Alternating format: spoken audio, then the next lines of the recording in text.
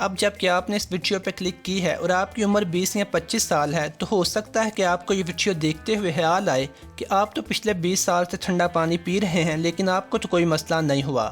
اب پہلی بات تو یہ ہے کہ اس طرح کی سوچ لاجیکل تھنکنگ نہیں ہے اور نہ ہی ہمارا جسم اس طرح کام کرتا ہے۔ آپ نے شاید کبھی نہ سنا ہو کہ کسی 20 یا 25 سال کے بندے کو فالج کا اٹیک ہوا ہو۔ اصل میں بہت سے مسئلے جسم میں آہستہ آہستہ ڈیولپ ہوتے ہیں۔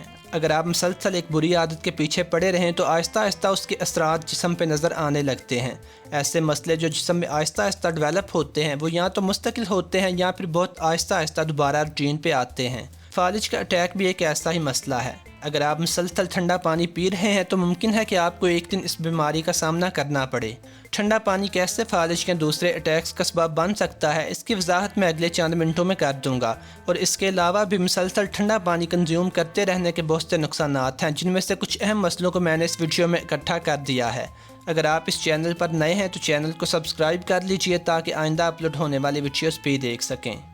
سب سے پہلا مسئلہ جو مسلسل ٹھنڈا پانی پیتے رہنے سے ہوتا ہے وہ یہ کہ آپ کا ڈائجسٹیو سسٹم سلو کام کرنا شروع کر دیتا ہے، جس کی وجہ سے ہماری خوراک جلدی ہضم نہیں ہوتی، اور اگر خوراک جلدی ہضم نہ ہو تو وہ گیس سمیت کئی بیماریوں کا سبب بنتی ہے۔ آپ نے اکثر دیکھا ہوگا کہ جب کھانا زیادہ دیر کے لیے پڑا رہے تو اس میں سے اسمیل آنا شروع ہو جاتی ہے۔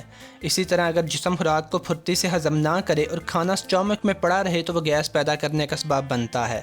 یہی وجہ ہے کہ جن لوگوں کو گیس کا مسئلہ ہوتا ہے انہیں کھانا آہستہ آہستہ اور خوب چبا چبا کے کھانے کا کہا جاتا ہے تاکہ کھانا جلد ہضم ہو اور گیس نہ بنے۔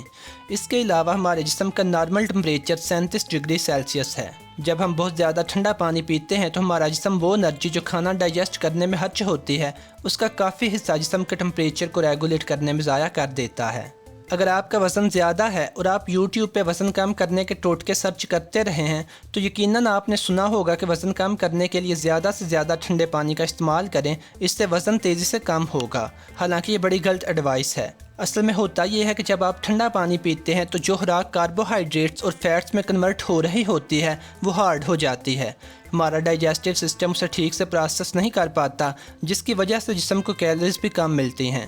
اصل میں ٹھنڈا پانی پینا جسم میں وہی ایفیکٹ پیدا کرتا ہے جو ڈائٹنگ کرنے کی وجہ سے ہوتا ہے، یعنی جب ہم کم کھاتے ہیں تو ہمیں کم کیلوریز ملتی ہیں اور ہمارا وزن بھی کم ہو جاتا ہے یا کم ہی رہتا ہے، اور جب ہم ٹھنڈے پانی کا استعمال کرتے ہیں تو ہماری خوراک صحیح طرح کیلوریز اور دوسرے نیوٹرینٹس میں کنورٹ نہیں ہو پاتی، جس کی وجہ سے اکثر لوگ وزن میں کمی محسوس کرتے ہیں۔ لیکن ساتھ ہی ساتھ آہستہ آہستہ جسم میں ان منرلز اور وٹامنس کی بھی کمی ہو جاتی ہے جو ہمیں ڈیلی کی خوراک سے ملتے ہیں۔ آپ نے یقیناً آبزرو کیا ہوگا کہ جب گھی ٹھنڈا ہو جاتا ہے تو جم جاتا ہے۔ اکثر اگر آپ کا سالن ٹھنڈا ہو جائے تو گھی صاف نظر آنے لگتا ہے۔